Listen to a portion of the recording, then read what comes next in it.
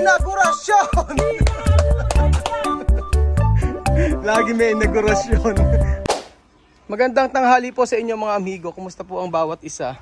So, ayan po mga amigo, yung ibang mga buhangin ay nahakot na doon sa loob nila, sa loob ng bahay. At ngayon po ay sinisimulan na po yung abaseria, yung bar, restaurante ni Tia Celsa at ni Elvis. So, dito po yan sa bahay mismo nila Tia Celsa. Kita nyo naman po, oh. Diba? Sino ang babawal sa amin dito at sino ang magagalit? Wala. Mismong lupa nila Tia Celsa ang gagamitin para po sa pagtatayo po ng negosyo nila Elvis. Ayan pa mga amigo, ang gumagawa po dito si Samedi, ang tatay ni Nena, at saka po si Elvis. Mukha namang mabait tong si Samedi, pinsan nila nila Elvis na itong tatay ni Nena. Kaya pala kamukha ni Nena itong si Samedi. Siya pala ang tatay. Meron daw live dati nang sabi ay sinabi daw ni Nena na ang tatay niya ay ito si Samedi, pero hindi ko masyadong inintindi. Nabasa ko lang sa comment. At meron ng nakalagay na poste, oh. Tindagan sa Pilipinas. Tindagan sa Pilipinas. Gagayagin natin sa Afrika. Galing ah! Wedding ah! Wedding ah! Edi wow! Edi wow!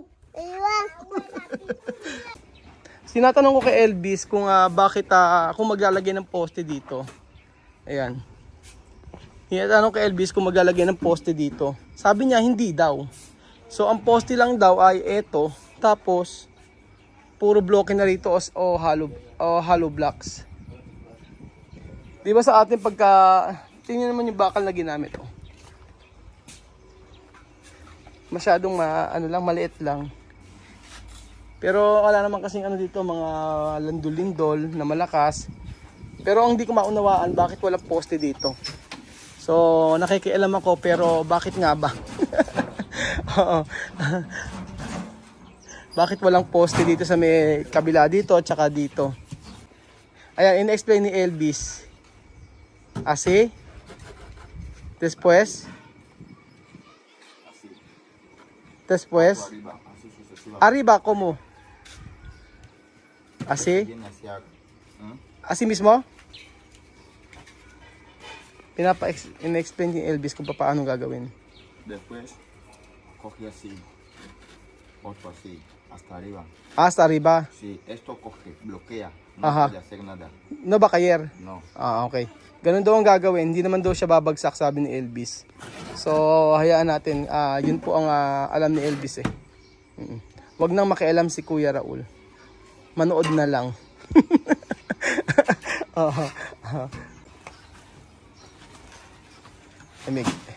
Graba.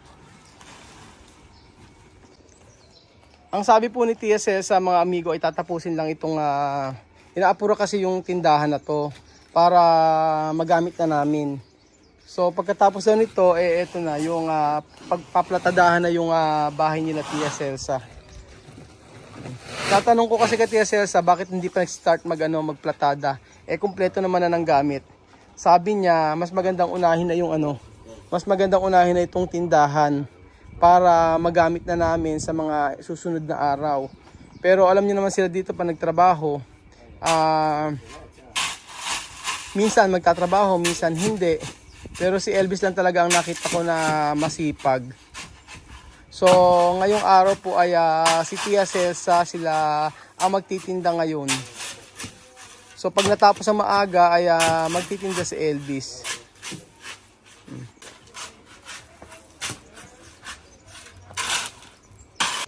¡Ay! Tía Mami aquí contenta hoy. Aquí la basería de Tía Mami. Esta basería se llama Sari Store de Celsa. ¡Ay!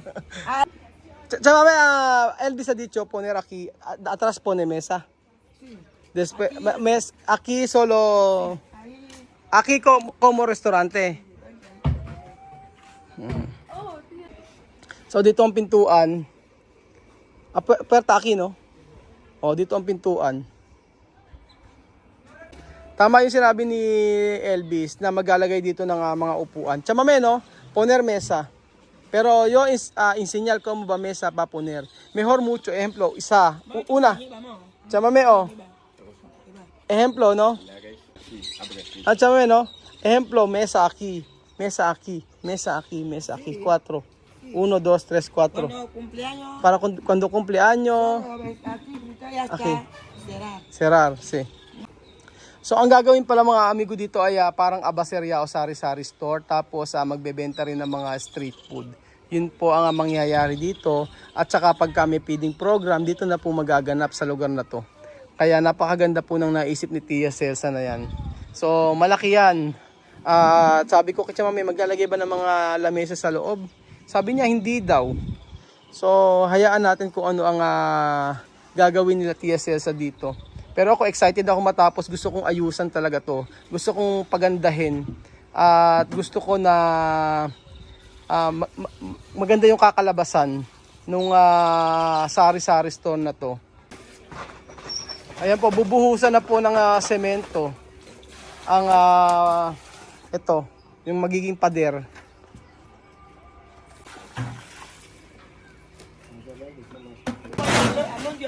Ayan po mga amigo, si Elvis po ay balik pagka karpintero na. Pagbabalik paggawa na ng bahay. At paano kaya ang negosyo ni Elvis mga amigo? Kung siya ay babalik sa paggawa ng bahay. Sa may dito, dito bibir? Doon dito bibir? Tu casa? Allá arriba. Parte de qué? De la Mami Chiqui? Sí. Tu vivir con quién?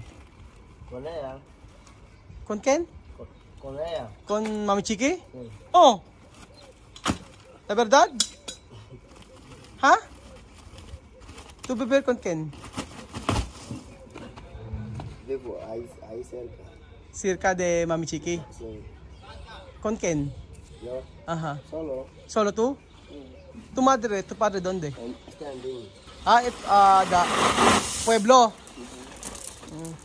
Solo tú vivir aquí? Sí. So ayun po mga amigo, nakikitolits po tayo. Tol, ano ang latest?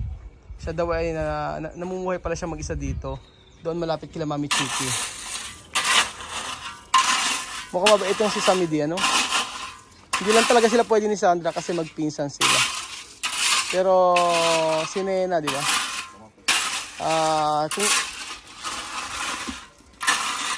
Si Nena ay napaka love na love natin si Nena.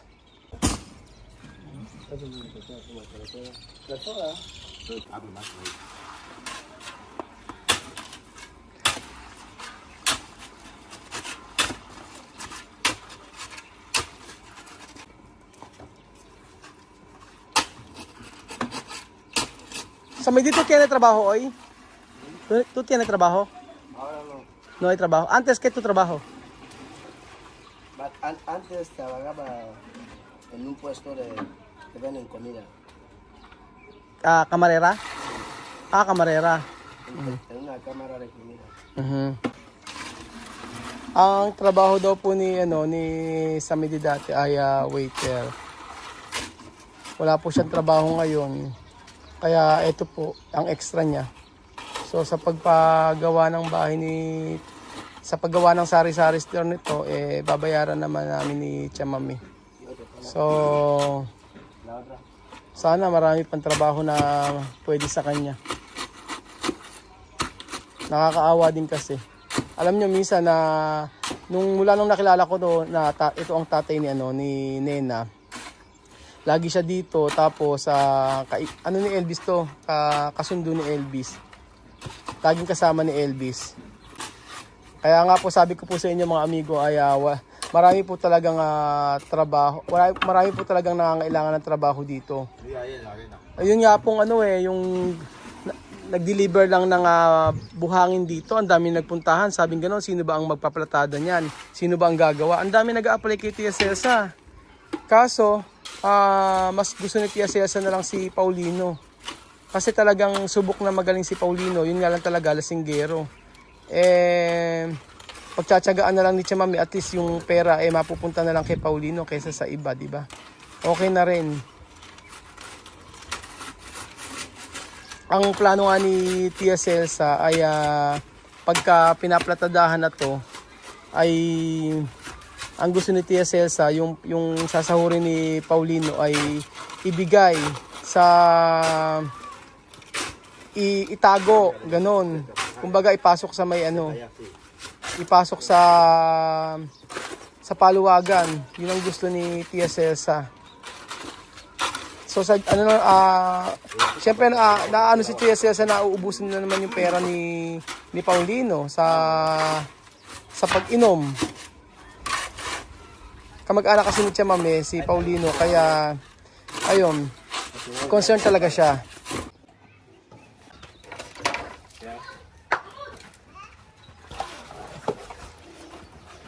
Yan.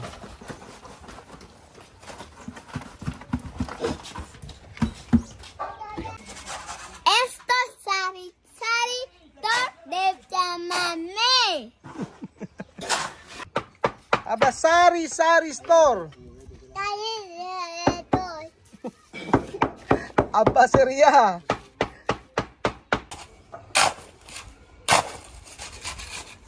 Sabi nga ni Tia Cesa, 3 araw lang daw gagawin to eh.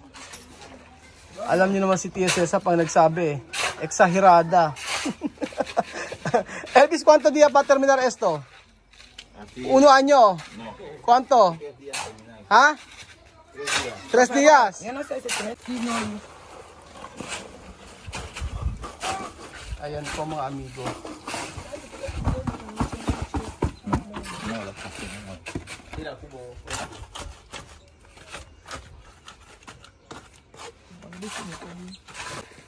Sabi ni Elvis, 3 araw daw matatapos na ito. Tingnan po natin mga amigo. Elvis, 3 días terminar? Sí, 3 días. Si hay material. Ay, yo solamente quiero material. No hay problema. 3 días, no? Hay material. Oh, chamame, tú escucha, ha? Oh, tú escucha. ¿Cómo?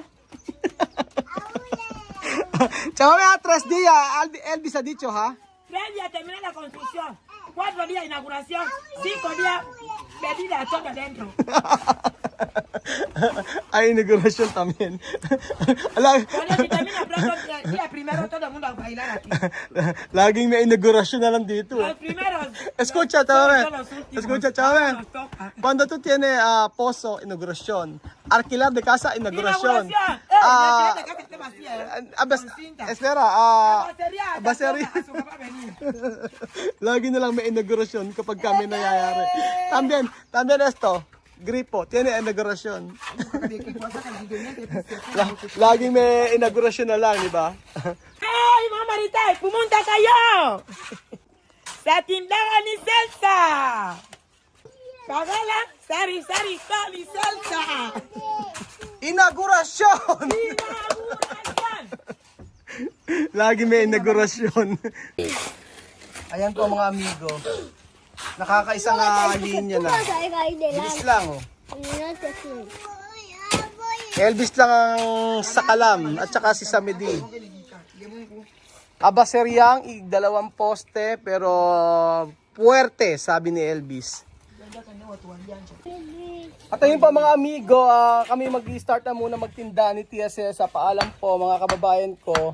At kita-kita ulit tayo bukas sa panibagong video. Salamat po mga amigo. Adios! Adios! Adios!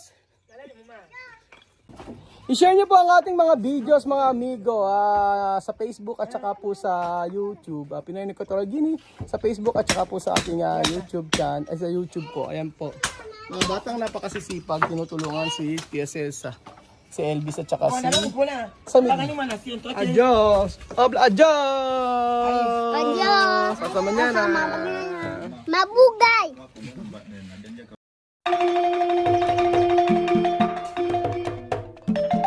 na-appreciate ko yung paano sila nagdadasal.